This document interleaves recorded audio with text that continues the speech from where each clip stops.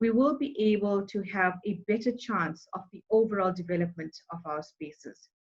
We want to also propose that as we begin to undertake the scope, we ask ourselves in the context of our municipality, 3 critical questions, which we are of a belief that we sometimes fail to do. And these are, what do we have? Have you looked at your municipal space and started unpacking what some of the things that your space actually has that can be enhanced or developed? Secondly, have we asked the question, what can we develop? Surely there are items, products, and services that we can be known for in our municipal spaces. I mean, if you look at New York, it's quite famous for its bagel, Paris for its croissant, London for its chicken tikka masala, and of course, nobody can beat Durban because it's the home of the best bani chow in the world. But what is your municipality famous for? What must people experience while they are in your municipal space? What should people eat? Where should they eat? What should they drink?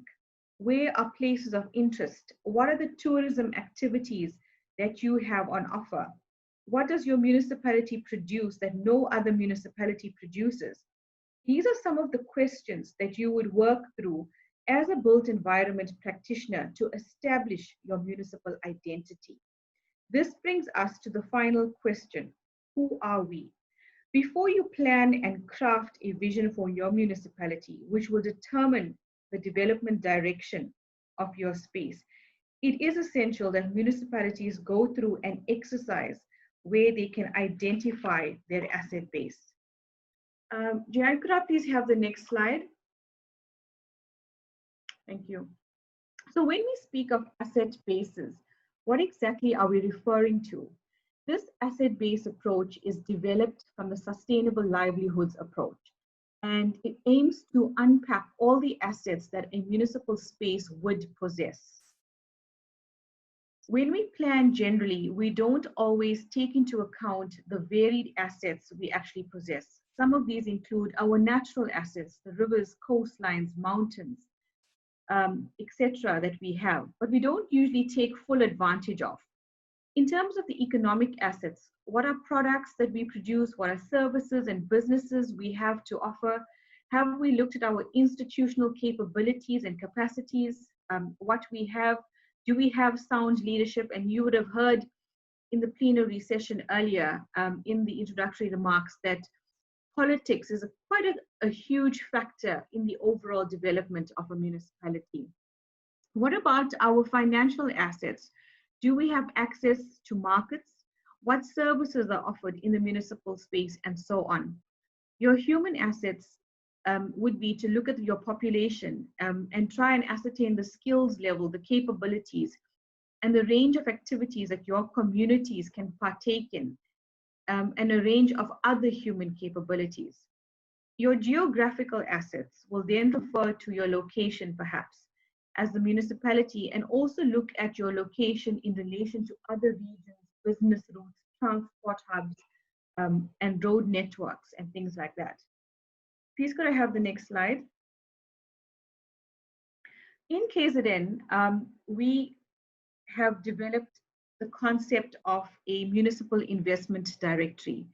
And once municipalities conclude the exercise of identifying their asset base and finding areas of potential and development, we are encouraging municipalities to develop a municipal investment directory. And the aim here is to bridge the gap between the available municipal development opportunities and the marketing thereof. The spatial development framework and the land use scheme of the municipality become important tools that give direction to the growth and development of a municipal space, and hence form the structuring tools for the directory. The investment directory seeks to elevate not only the land parcels that are serviced and has an identified economic sector, which is preferred by the municipality, but it also highlights the catalytic projects that the municipality is currently working on. The idea here is to make municipal spaces legible and transparent, ensuring that spaces are easily marketable and that the municipality grows and develops based on its own strength and capabilities. The first municipal investment directory that we've developed in KZN colleagues is for Imadlangeni local municipality, like you see on your screen. And could I please have the next slide? So all the slides that will follow here will show the structured approach that we have taken to develop this directory for the municipality. So essentially, it's a few pages which gives the location of the municipality, and you can scroll through the slides, the economic sectors, the vision of the municipality, the institutions and the policies that the municipality has, what is the land that's available for development, and in terms of the land that's available for development, what are the available services that these land parcels have that's ready for the market? What is the size of it? What is the zoning of the property? And what is the property rates charged? We've also asked municipalities or advised municipalities to develop a municipal one-stop shop. Please could I have the next slide? Which basically would be the main house of the municipality where anybody who's requesting investment or development information of that particular municipality can contact. Next slide, please. So you'll see there at the bottom, it says their municipal one-stop shop. And the municipality identified 2 colleagues and 2 officials in this particular case who are responsible to take potential developers and investors through the range of products and services that are available in the municipality that's ready for development. Next slide, please. We've also created and we've encouraged municipalities to develop a municipal investment advert, which then they could advertise in any magazine, any business offering, which will basically capture the municipality and what are the catalytic and economic sectors that the municipality has and is willing to develop. And something like this clearly explains the space that the municipality is in, but also what are the development opportunities. And it also then just gives you quick details as to who the colleagues are at the one-stop shop, but quite importantly, where you could find the municipality in terms of the social media pages and all sorts of connectivity. How do you contact the municipality? So colleagues, this was our attempt to ensure that municipalities start to build their identity and drive their own development instead of being in a position where development comes through other sectors and is determined by provincial government or other business entities who have a particular interest in a municipality. And it's quite critical that if development is to be sustainable, the municipality must drive that development from a point of capability and structure. Colleagues, thank you so much. I want to end here, and I want to now hand over to Sihle Pungula, who's undertaking this exercise practically in a rural municipality here in Kwa-Zulu Natal. Sihle, over to you. Okay, thank you, Prashina. Let me try and share. Good morning, colleagues. Okay, yeah, just intro. My name is Sihle Pungula. I'm a planner here in Maphumulo. I support Maphumulo and Indwendwe. But today, yeah, I'm focusing on Maphumulo. Yeah, thank you, Prashina, for the introduction. Yeah, for the brief introduction. Basically, Maphumulo, as the name says, it's the place of rest. If you translate it, yeah, back in the days, during the times of Ushaka Zulu and his warriors, when they walked, they found this place quite scenic, and then they decided to take a rest and enjoy the scenic views as well as the natural elements. As on my first slide, you can see on the right, we have Ije Lantunjambili, which also has a lot of history and folk tales around cannibals and On the middle, you have your Kwa-Zulu hot springs, where it is frequented by a lot of tourists also, and it's quite a major attraction. I assume that is like a natural jacuzzi, if I may say so. Yeah. Basically, our vision as a municipality is to be a catalyst for sustainable social economic development for a better life for all. So the focus is better life. It's creating economic growth and financial stability. Just a context, our municipality is located in the north of KZN within Ilembe district municipality. Ilembe, for the benefit of our international participants, Ilembe refers to as hero, and that hero is Shaka Zulu. So this district within which our municipality falls within is quite significant and relates a lot to Shaka Zulu, as his grave is also found here within this district. Okay, so Mapumulo boasts with a population of 89,969 people, accommodated by 20,524 households. So over the years, we have experienced a decline in population. Obviously, most of the young people, as soon as they exit schooling level, they would migrate to bigger cities. Obviously, the closest one is the town, firstly it's Denga, and most would go to Durban, obviously for better opportunities, be it in terms of furthering their education and studying. So over the past years, we are a declining population.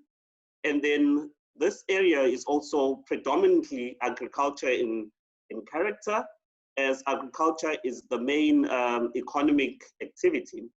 And most of our land here is within Ingonyama Trust. So Ingonyama Trust land is trust land that is still under the control of traditional authorities. So even with our municipality, it is only in 2012 that we proclaimed a town. So we are still in the process of actually formalizing it in reality. Like for instance, we're currently busy with the projects of handing over title deeds and also actually making sure that the town is formal in a practical level, not just on paper. Okay, one of our challenge is that we are grant dependent, and this is a major stumbling block when it comes to speeding up of service delivery due to limited funds and poor revenue base. Okay, so our economic sectors, colleagues, this is an extract I took from our IDP as it is. It puts it as our major economic sectors. And this is the case in most municipalities. The economic sectors would be written like this. So it says it's agriculture, it refers to sugarcane production, animal farming, vegetable production. But in reality, when you come to Mapumulo, you find these activities, yes, they do exist, but they are occurring at more of a subsistence scale. And so there's not much on a major like commercial production, and it's not well organized. So then you also have, even in terms of the tourism, we have Ijel, Gantunjambili, Kwa-Zulu Hot Spring, Kwanondunga, all these elements, yes, you'll find they are there. But the locals, for starts, they do not relate or understand the tourism significance of it. Even Kwa-Zulu Hot Springs, there are tourists which come seasonally and put up tents. There are people who are just collecting money because they are managing the place, keeping it, cleaning, and so forth. But these are places that have a huge potential. I feel it's untapped. There's also been a study over the years that was done by Ilembe, just Ilembe Enterprise, around titanium mining in one of the wards, which is Ward 2, there were findings that there is potential for titanium mining. But 2020, now nothing has been done regarding in terms of exploring it further and trying to do something about it. Because essentially, when you look at our municipality, we don't have commercial farming at a scale. The main employer of people is mainly government, and then most of the people are in the informal sector. So those would be like your informal traders on our streets. Also, we have a lot of sand mining happening, but again, this is informal, it's unlicensed, it's unlicensed, so even the municipality is not generating any form of revenue from it. So, colleagues, I would now go to the question of what we have as the municipality. Okay, what we have, as you've seen in the first slide, is Ichelgantu Njambile. So what we've been currently doing, we've been working on a feasibility study as well as a business plan for Ichelgantu Njambile as well as Kwa-Zulu Hot Springs. So some of the activities that we see as a potential here are adventure tourism in terms of creating sports like your rock climbing, your paragliding, and so forth. We also see it as a place that has a potential for eventing, just like how in Swaziland they have that bushfire festival. We could be also attracting tourists in terms of having those type of events that will shed a light on our natural features like the Ichelgantu Njambile, as well as for camping. This is Kwa-Zulu Hot Springs. Already people do camp, they do frequent it, but even on social media or on the internet, this place is not really well marketed and shown. So even the locals, I did just a small survey, even the locals in terms of colleagues and local people, many of them, it's just few kilometers away, but many of them have never actually visited. So this is also, we're looking at having like adventure sports. Yeah. The titanium mining, I've touched on it also. So this is quite important, as we have seen in other sister municipalities like Mandeni, for instance, with Wasitebe and the industrial hubs there, and the potential in terms of revenue base for the municipality, and also in terms of job creation and benefits to the local community. So I think it's something that we as the municipality really need to take up seriously and actually move towards implementing it. This is something very interesting I discovered, because I'm still relatively new with the municipalities, just over 15 months I've been working here. So through a friend of mine who's a land surveyor, he told me that actually Mapumulo has something called a degree of confluence, which is a geographic point of integers where the longitude and latitude meet. So these features are rare in the world. There are just a few in the world. So I actually tracked it down. Again, this is in Njambile, where the feature was found, because according to this international project, when the feature, the degree of confluence is discovered, they take photographs to show whereabout it is.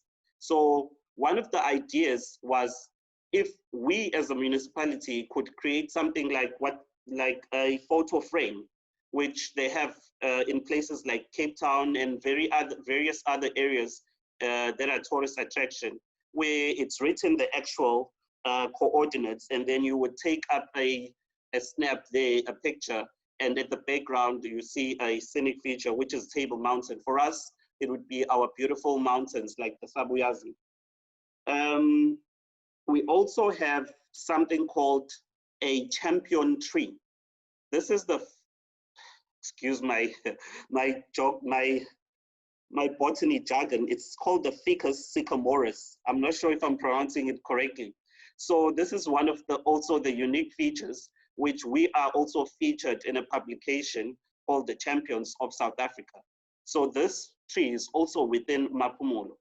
This is also one of the few things that we're supposed to be, as the municipality, we can elevate.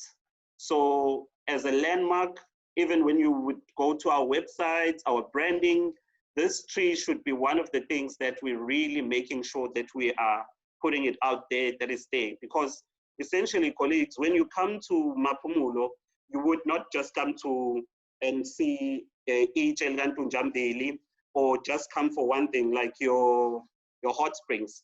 It is important for us to sort of create a product which we link and package these various activities, so that if I would travel from another country or from another part of even the province, say I'm coming from the north, from the south of KZN, I can literally spend a full day and enjoy a full experience of Maphumulo. This is Sabuyazi. Literally outside our office window, we have this scenic view of Sabuyazi Hill. Again, Sabuyazi, it's fear it as Saba Uyazi. So fear it, it's also got a historical significance, as it said that there are a lot of stories of a big snake that is within that mountain. That mountain also was said to have been like the training ground for Ushaka Zulu and his warriors. And when I look at it, it could be also a potential hiking trail. Then under our community assets, we have tunnel farming. This project is funded by Ilembe Enterprise. The project has been happening for a couple of years now, but it experienced challenges, and now it has been recently being resuscitated. So from the project, it was mainly grape farming, and there is a product, a local product, which is produced by Ilembe Enterprise, which is a local wine, the 1787. That's what it's called. And this 1787 is the birth year of Shaka Zulu. So it was branded around that. So since Maphumulo is quite fertile in terms of the soil and the weather conditions, which would support agriculture, there is again an opportunity to establish agro-processing as well as a pack house, so that we can actually take products to the market and not just transport them to the nearest towns like your Kranskop and your Waduguza, but to be literally taking them into stores. Another element which I personally enjoy is the cultural assets. So Maphumulo, we have at our taxi rank and on the streets, we have our traditional food. It's quite famous for usu, which is like tripe, and inhloko. Inhloko is head. So it's like usually cow head, yes. And then you'd have your shisanyama, which is like dried meat, which goes with locally produced sauces. And then you'd have your entertainment elements, which we have just adjacent to our office. We have a place called Emabovini Lounge. Emabovini is the clan name for Ngubane people. We have your C2C, you have your Zulu Pot. There are just numerous other places that accommodate also the younger people in terms of entertainment and leisure. So again, this also could be fully packaged into the tourism, into a tourism product, because it caters for even the younger people, but it does not exclude the older people, because you could literally come into Maphumulo, go to Njambili, do the whole bird watching, touring, and then you go to the hot springs to get your natural jacuzzi, and visit the champion tree, and then go for a hike on sabuyazi, then go for, when you need a food and when you're hungry, then you could visit your Mabovini Lounge or your C2C, have your chisanyama or your ntogo and enjoy. And then another element that we have is literally we are the home of Maskandi music. So Maskandi music, for benefit of our international guests, Maskandi music is one of a local music genre, which is also synonymous with more of the rural areas here in South Africa. So Maskandi music has really grown over time, and it's associated with the whole lifestyle, from the clothing, from the walk and everything. It's a literal lifestyle. So I see Mapumulo as one of the areas that could also even host a national Maskandi festival where we have visitors who could be Maskandi fans, but also enjoy all the other natural and community assets that we also have to show. So coming back to our municipality, we have shown that we do have these assets, yes, but we seem to be, lack of a better word, sleeping on it, or we are not marketing and putting it out there and taking full advantage of what we have. Okay, so it's because within our municipality, remember, having a limited budget, we are grant dependent, so we have competing priorities. Our first priorities, obviously, as local government, is basic service delivery. And then also, on the other hand, we also have to improve and build local economy. So if you look at our vision, it spoke of social economic. Yes, social, we doing okay, we're getting there, but the economic elements are greatly lacking. So we need, as we continue to put in more work and make strides into addressing infrastructural demand, we need to also not neglect investment in these natural assets, and as they are a potential for job creation and turning people's life around. It was interesting in the introductory session, the speaker spoke of politics and planning. So I see this as an opportunity also of our politicians, as well as us as technocrats, to have a common and shared vision around what do we want when we speak of our municipality, when we speak of our towns and planning and development. We need to be on the same boat in terms of that. Because here, most of them, every 5 years, we have new councils that come in, as we are just about to end this term of councils.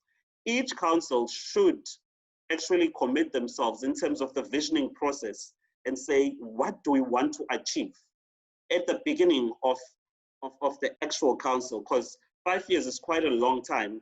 Looking at all these natural assets, say for instance, the first year, this council would come in, say 2021, and say, we want to unlock the mining potential in terms of titanium mining and sand mining. And then at council, at least they would have achieved one thing among these natural assets.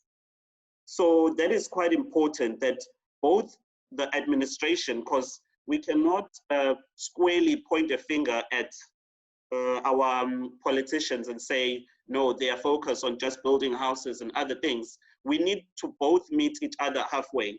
For instance, I'm as a planner, I'm at least familiar with tourism and visiting and adventure tourism, but you may find that they are not familiar. So we need to even create those tours. Say, for instance, within our municipality, we say we're having a tour along Sabuyazi, a hiking trail, and you may find that they being exposed just on that activity, they may enjoy it and see the value. And also, what can help us is cross-learning and visiting other municipalities with similar activities. Like for instance, I know for a fact in the South, there are a lot of activities, like in your Oripi Gorge, we could partner with other municipalities which are already doing great work. So essentially having the natural assets and having assets as a municipality, it's all good and well, but what are we doing about it? That is more important. We need to be committed and take tough decisions in terms of striking a balance between service delivery and also in terms of our budgets. So we need to package these assets, not just for the local markets, but also for the global markets. And we need to put the people, Maphumulo as an area, as well as its people on the map. Thank you.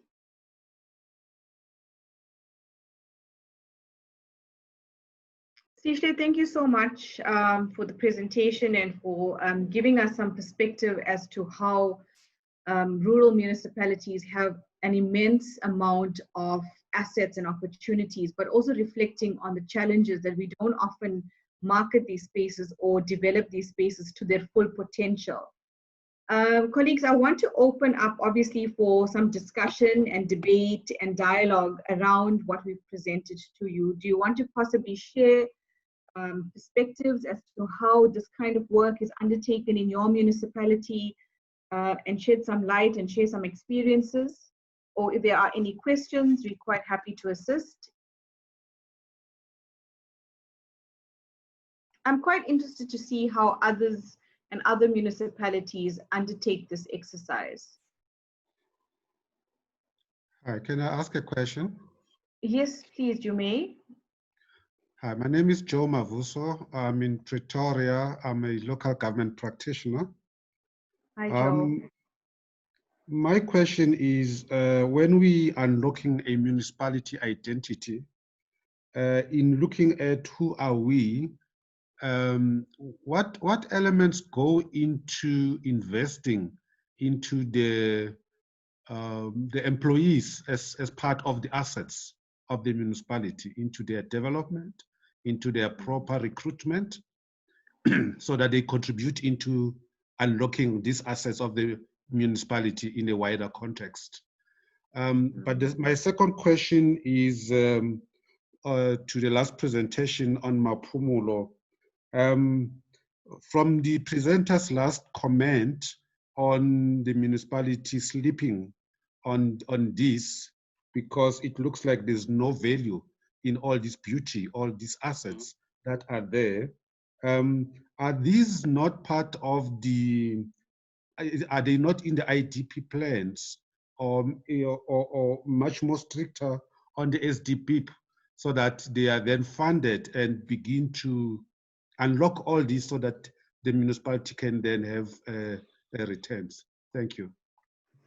Thank you, Joe. Thanks for those questions. I just want to pick up obviously on the one around municipal identity.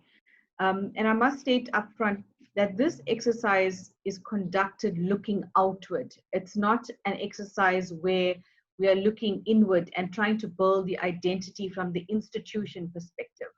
And that would be a separate identity and a separate exercise that the municipality could undertake, possibly in their strategic planning process. And I think it's quite a critical part of the strategic planning process, where you take stock of your employees and their capabilities and abilities to undertake the tasks that are assigned to them. So I think it's quite a useful exercise to do as part of the overall visioning of the municipality.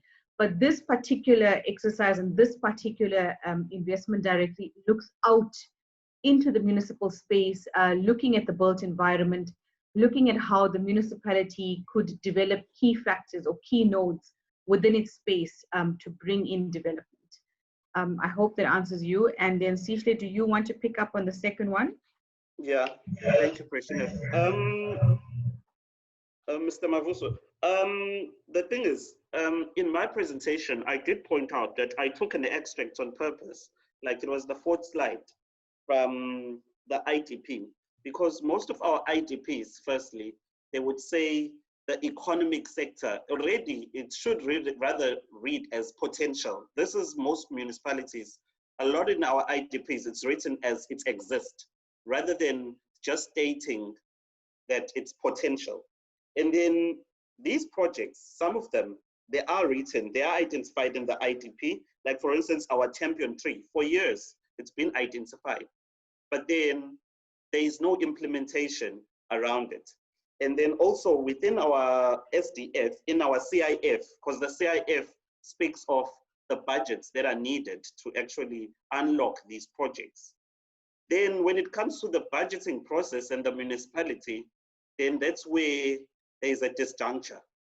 It does not seem to be a IDP informed budgeting process. And this is a common challenge in most municipalities in the country. It does not speak to it. Yes, you will find these projects in the documents, but then what happens when it goes to actual annual budgets, I'm not sure.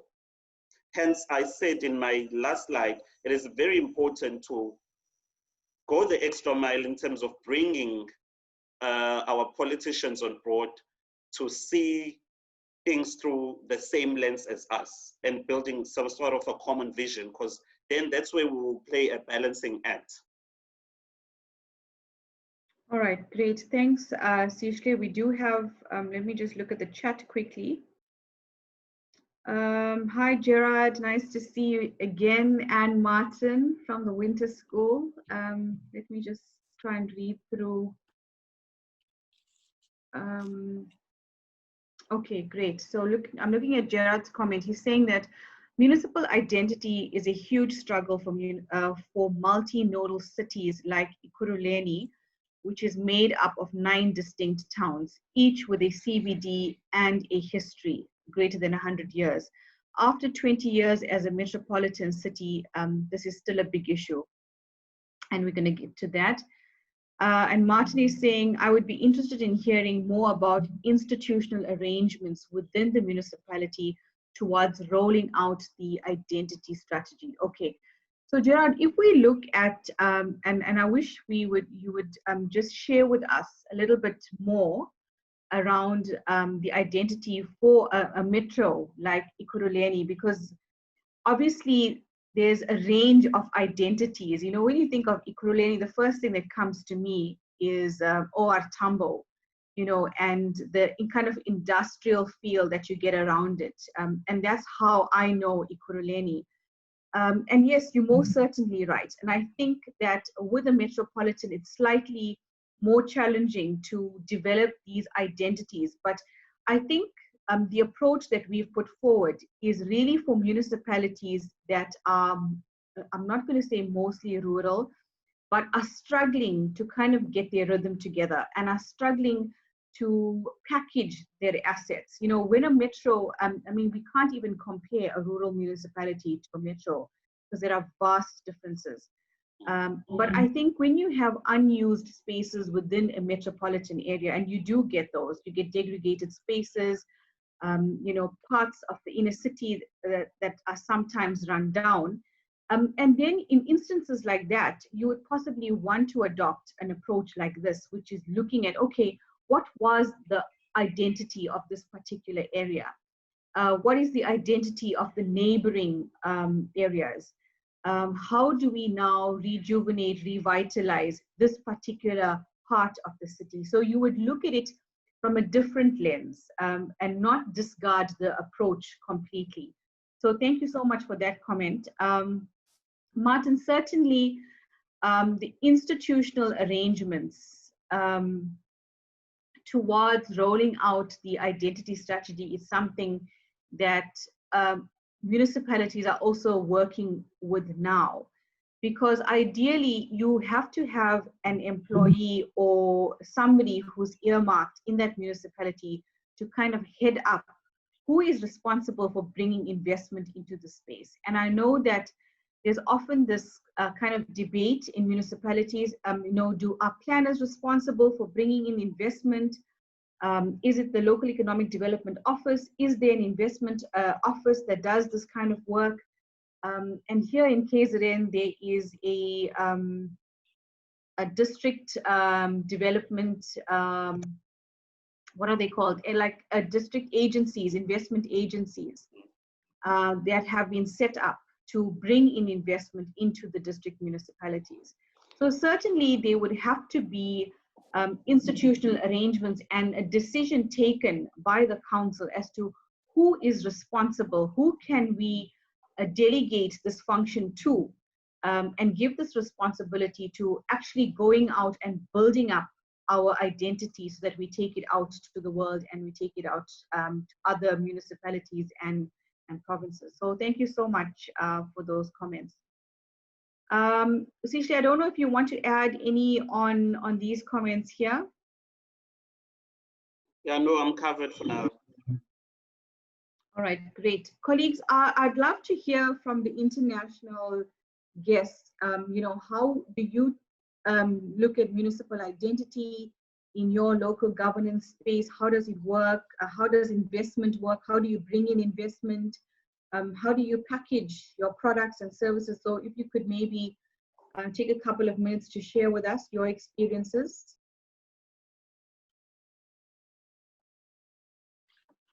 I'm happy to go ahead if there's nobody else. Yes, great, please. My name is Duško Bogonović, and I'm listening to you from New Zealand.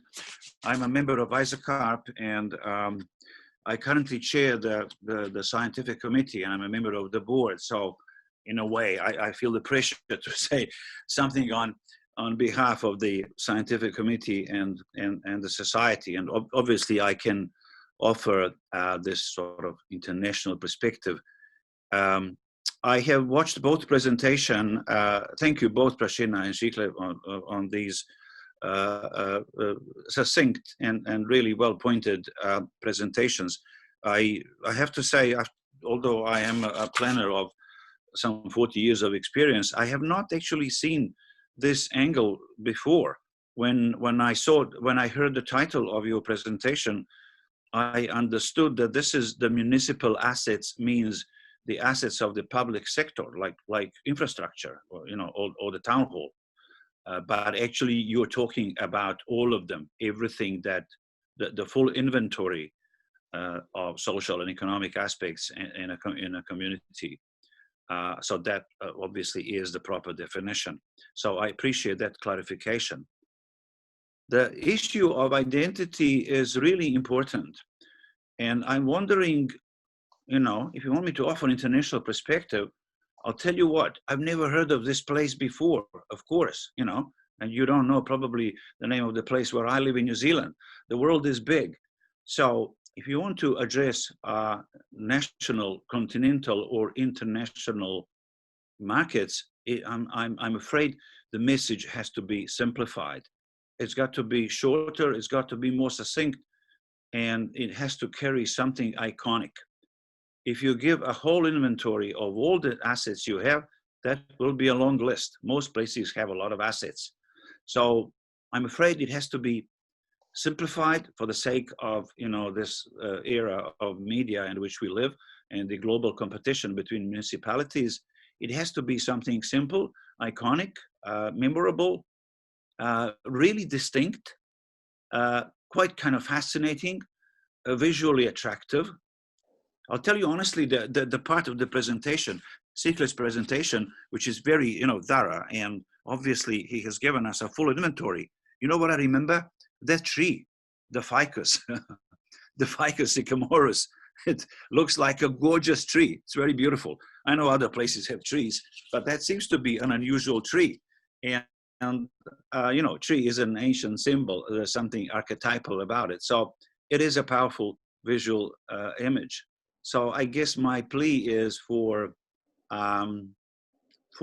distilling this issue of identity and reducing it to either a very short list of key items, or even just one as maybe just as an appetizer, just as the beginning, as a visual identity.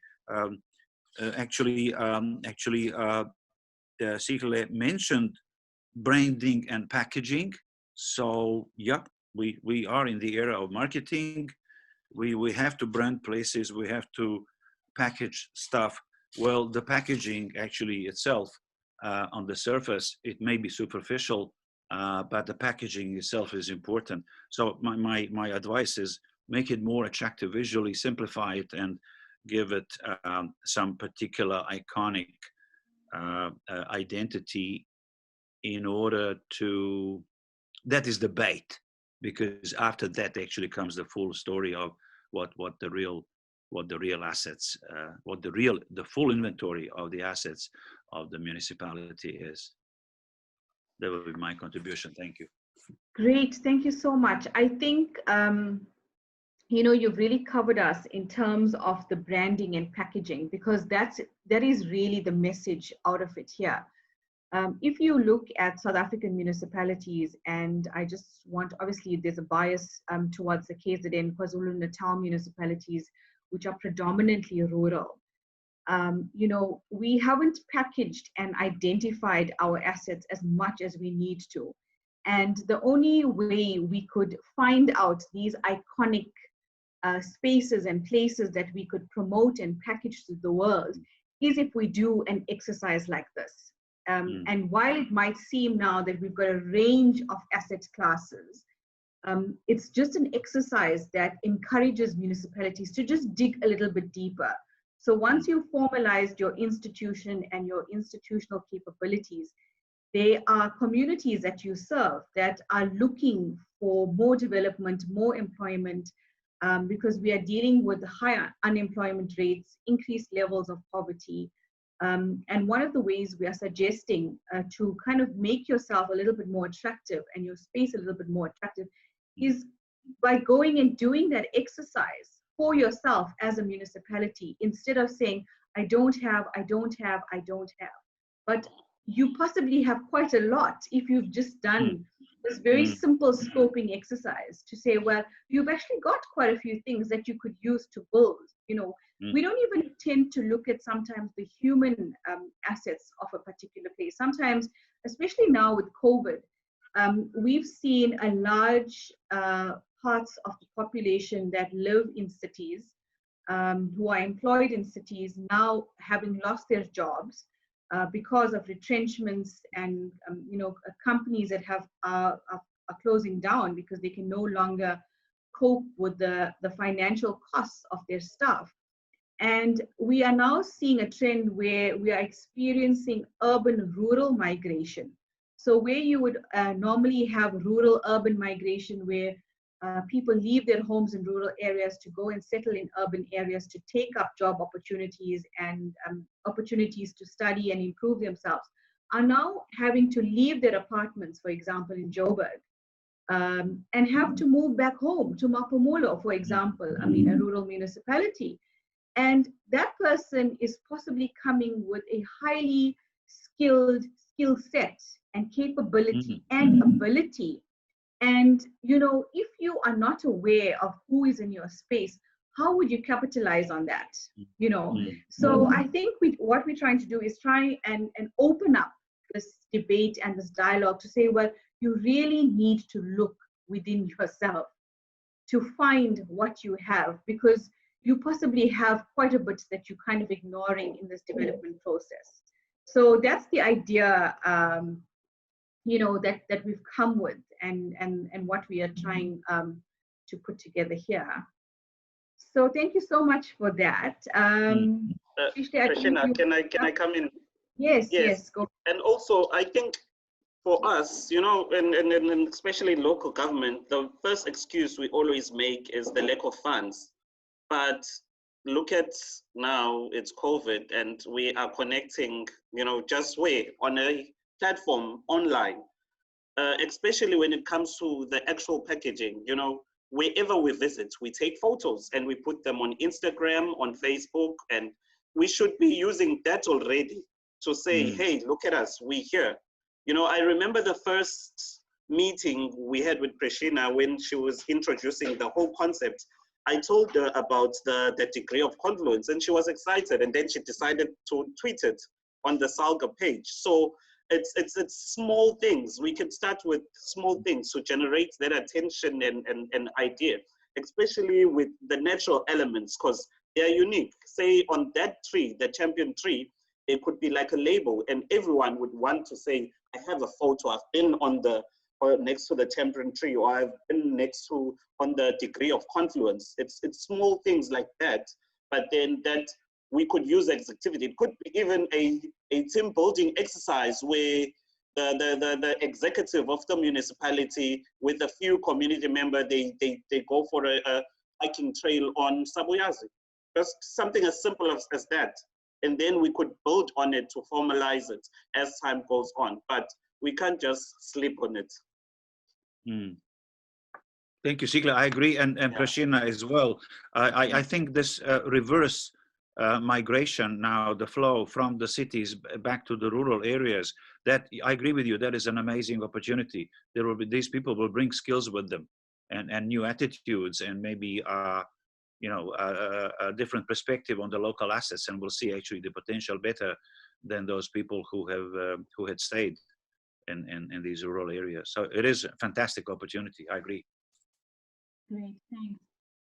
Just ask colleagues maybe around whether we could perhaps have a little discussion around the public-private partnerships, because you know, obviously the municipality is not going to be able, once they've done this exercise of identifying their assets, okay, so what?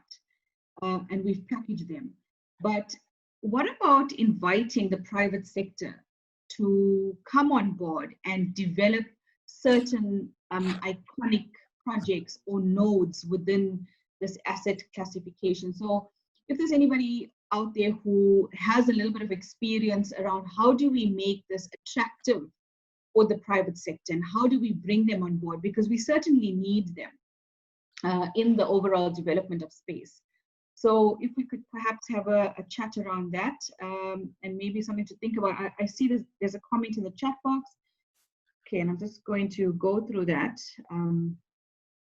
Okay, so Martin is saying, I like the approach expressed in your presentation. Is it possible to share your presentation with us?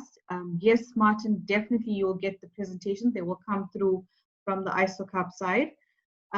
Sishla's presentation illustrates nicely how one can move towards applying this approach within a specific local area. I do, however, agree with Dashko that it needs to be more simplified and focused. Okay, where have I lost the word? Okay, it needs to be simplified and focused in order to make it easier for other external parties to understand and consume. And Martin, most definitely. And once you conclude this exercise, you can take bite-sized pieces of this directory or the sectors. If you want to just promote the economic sector, so be it. If you want to put natural assets and you know, pitch that to the world, great. If you look at city space, you know, I know that in South Africa, we don't do a lot of installations in public spaces. Could that not be an area that we want to zoom into and amplify and develop and take out to the world? So it would be context specific then in terms of what you want to do with it. Okay, so there's just a technical one. Please make sure you speak to the mic. Okay, great. Colleagues, could I take any comments around the public-private partnership? Because I'm quite interested to know, you know, how do we pitch this investment directory through, to the private sector, and what would be some of the requirements that municipalities would actually need to make sure that this is appetizing, you know, and it is, you know, financially viable for the private sector to come on board. So if there's anybody that wants to share some perspectives around that, if we have anybody from the private sector or maybe a planner practicing in private who has a little bit of insight into this area. If I may, Prashina. Yes, please. Joe here again. Public-private partnership, I think, has got an important role to play in development in local municipalities. However, we should err on the caution that very much their interest is making money on profit making. But there is a space that they can also contribute. It is only up to the municipality on behalf of the communities, because these assets we're talking about, they belong to the community. So they need to be managed very strictly. The municipality has got no interest in profit making, but to deliver services. Therefore, and they should also not abdicate their responsibility constitutionally and other policies of government to say, we're going to be acting on your behalf as expressed in the IDP, and we're going to make sure that the human rights as in the Constitution are also upheld all the time, and observe cultural rights, make sure that people are part of the process, especially if you involve the input of the communities or society into what would they like to see in their development, and sell that to the private sector. But private sector can come up with their ideas, like maybe unsolicited views and ideas of development. But I think the municipality must have a strong hand in driving development more than business-oriented development. Thank you. Joe, thank you so much for that, because in essence, what you've done is you've summed it up. And what you've said is that the municipality must be the driver. And in order for the municipality to be the driver of this, it must dictate the terms of development. And Joe, you will know that from the South African example of our landscape, development in municipal spaces is not always dictated on municipal terms. You will find that government departments who have budgets tend to offload these budgets in municipalities and say, okay, well, here's 300,000, go and develop an SDF, for example, without looking at whether that municipality actually has the capability, is there human capital in place to undertake that particular work. And the same, obviously, for the private sector. You know, you have private sector interest in a particular municipality, and there's a whole lot of rigmarole as to how that investor comes on board and how that project is prioritized and how the project is approved. And it really comes down to say that if a municipality is going to develop sustainably, you have to know who you are. You have to know your assets well enough. You also have to dictate development on your terms, based on your capability, but also based on where you see yourself in terms of your development direction. And that is quite possibly the crux of it all. You don't want to find municipalities developing haphazardly or fulfilling development agendas of the private sector or a particular grouping within a development space. That should never happen. You have to look at development sustainably, and in order to do that, you've got to understand where you are in that space and be able to tell developers and the private sector, yes, we would want this development, but these are obviously the criteria that we are applying to this development. And obviously, the spatial development framework, the integrated development plan, and the range of other spatial tools are meant to assist in that process. So thank you so much. I think you've raised quite an important and succinct point in terms of the municipality and its institutional capability. So thank you so much for that. I just want to go quickly to the chat.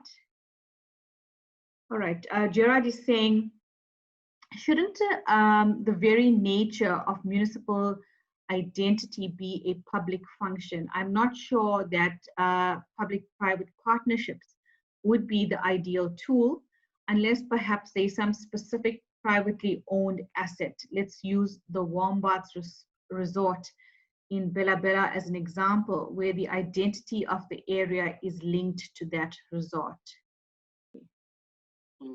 Prashina, can I come in? Yes, please, Yishle. Yes, also I'm coming in also on Joe's comment. So like, for instance, with Mapumulo, since we just recently finalized our feasibility study for Ichelgantunjambili and the Shushu Hot Springs. So these areas mostly within the rural municipalities, they fall within traditional areas. It's not like council land. So what we did from the beginning, we consulted the traditional leaders, and then we also called a community meeting. Why this is key also, it's important on the element that you want people to own, and you want to gain that sort of ownership from them to be partners. You also forging social partnerships, because for elements like tourism, you need, like in terms of public safety, that surveillance. So even with our projects, it's going to be a phased approach in terms of the implementation. So one of the things we are focusing on is adventure tourism, your paragliding, your water sports. So as part of that, we're looking at getting private tour operators to actually run with that component.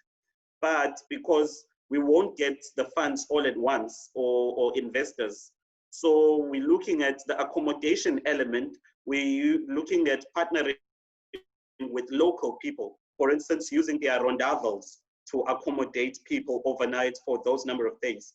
But obviously, we will, as the municipality, come and regulate it in terms of making sure that the accommodation is up to standards, and with the help of actually the tourism boards and so forth. So what I just want to emphasize is on the importance of consulting these people. It's really, really important, because it could either make or break their project if they're not part of it. And yeah, we really need to make them as social partners and bring them on board. Sisha, thank you so much. I just want to go to Jared's comment again and just go through it again. He says, shouldn't the very nature of municipal identity be a public function? And I'm not sure that PPP would be the ideal tool unless perhaps there is some specific privately owned assets. And he is referring to the Wombats Resort in Bela Bela as an example. I'm not too familiar with this resort or the example though. So Gerard, I don't know whether you want to please unpack this for us a little bit more, or maybe share with us this dimension that you are referring to.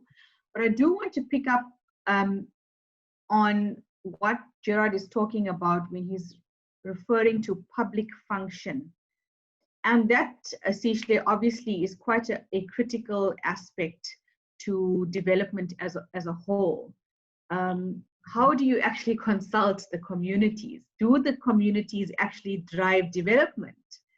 You know, and how much, to what extent does this happen? If you look at all our development plans, every one of them on all pieces of legislation in the country are saying that people must be part of the development making process of the municipality.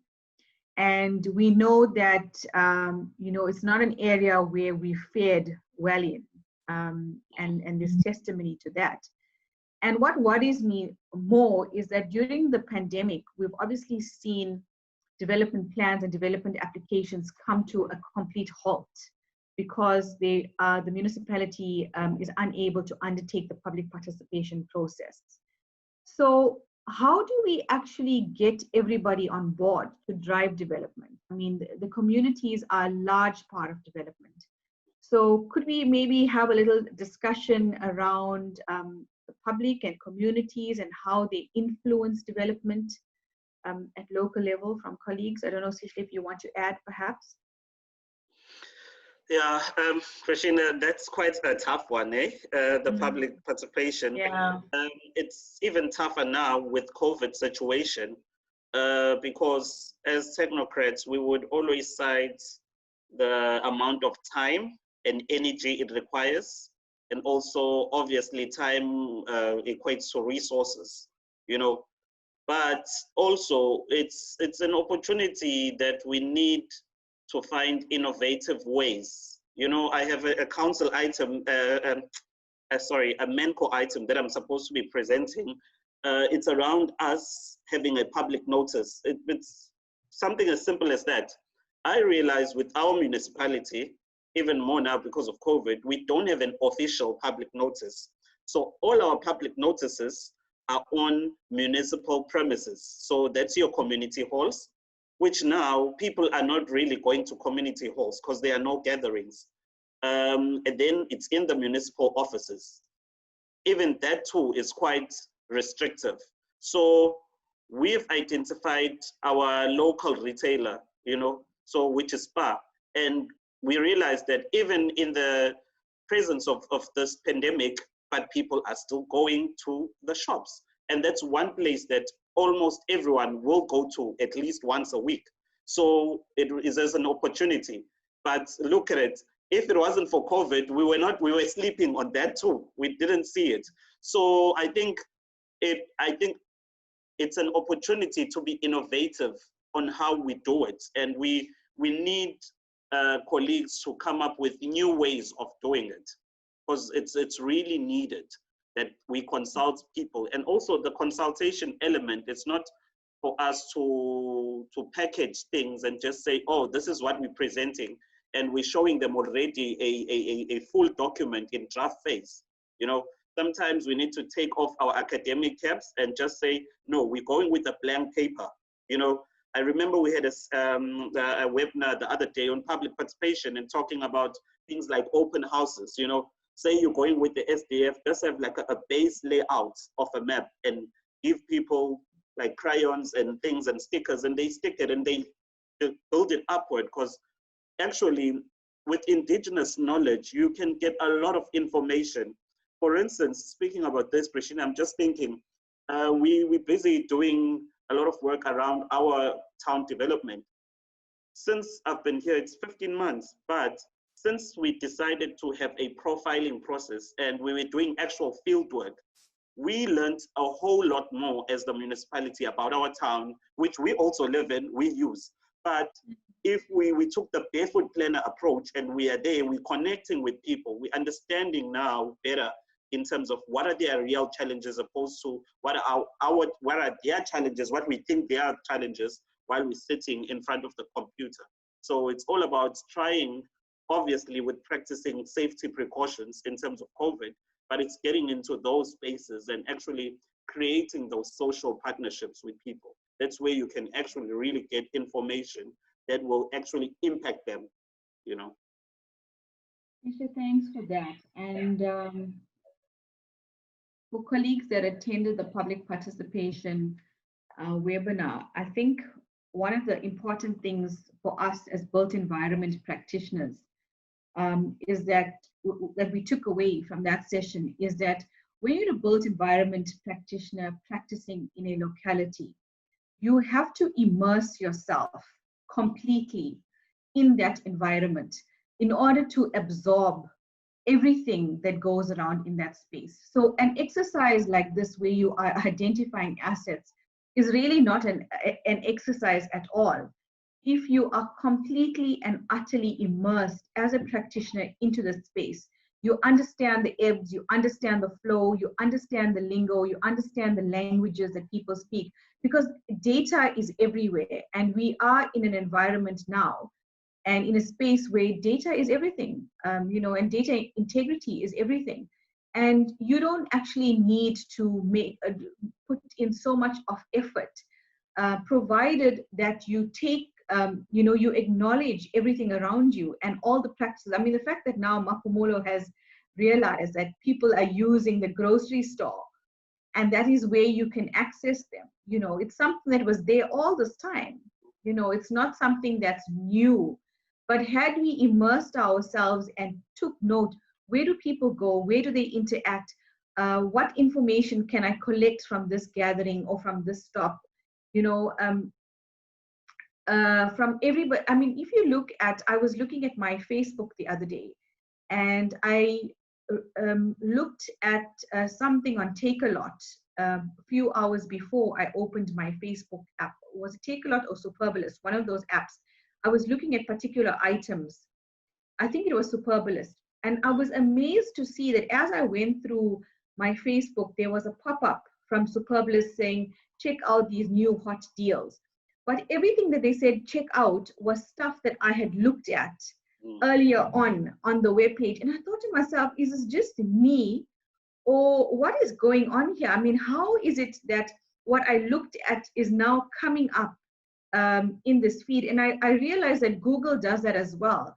If you search particular things on Google, and when you open up your Google, automatically, like, well, I'm a car fanatic in my other life, but so I'm constantly searching cars and these kinds of things. And the minute I open up Google, a whole lot of cars come up that I was actually looking at, you know, at some other time.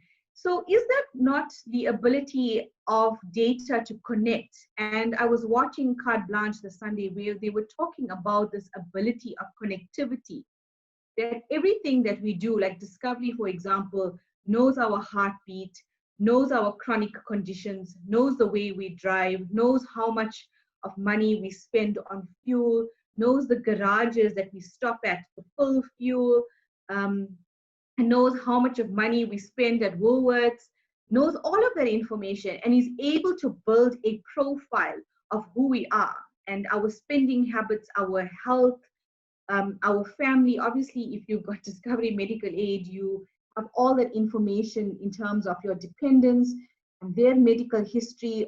You know, if you've got Discovery Insurance, for example, all that information is linked onto your profile. Is that not data management? So as a municipality, then, should we not be looking at all of these, and I don't even want to call them nuances, but because they are practices of life, and finding ways to bring in communities to actually drive development, and not look at public participation as a destination, but a journey that we are all in terms of everything that we do at the municipality. Colleagues, I've just got a note here to say that we're about to wrap up and we moved to the plenary. So I just want to give some concluding pointers that I've picked up to say, well, obviously public participation is a major contributor in developing your assets base, that we need to look at institutional arrangements within a municipality. Who is responsible to be the investment officer? Who is responsible to undertake this exercise of where we're going to identify our asset classes and package our investment directories and our profile and take it out to the world? And obviously the marketing, and Dashko mentioned that we've got to zoom into iconic investment pieces. So if there are particular asset classes that we would deem to be iconic, that we could possibly zoom into that, amplify it and package it, you know, so it's something that people remember. So when I said Paris and croissants, when we talk about Mapomolo, maybe it's the tree, maybe it's the Maskandi music, I'm not sure, but those would be those iconic elements of your asset base and your asset classes that stay with you and that you use to develop your municipality. So colleagues, that's it from Sishle and I. Thank you so much for participating and for having these discussions. We do hope that you'll, you know, we've given you something to think about and added some dimension and perspectives into the work that you are doing as built environment practitioners. And we'll see you in the main plenary. Thank you so much. Okay, thanks guys. Thank you, Priscilla.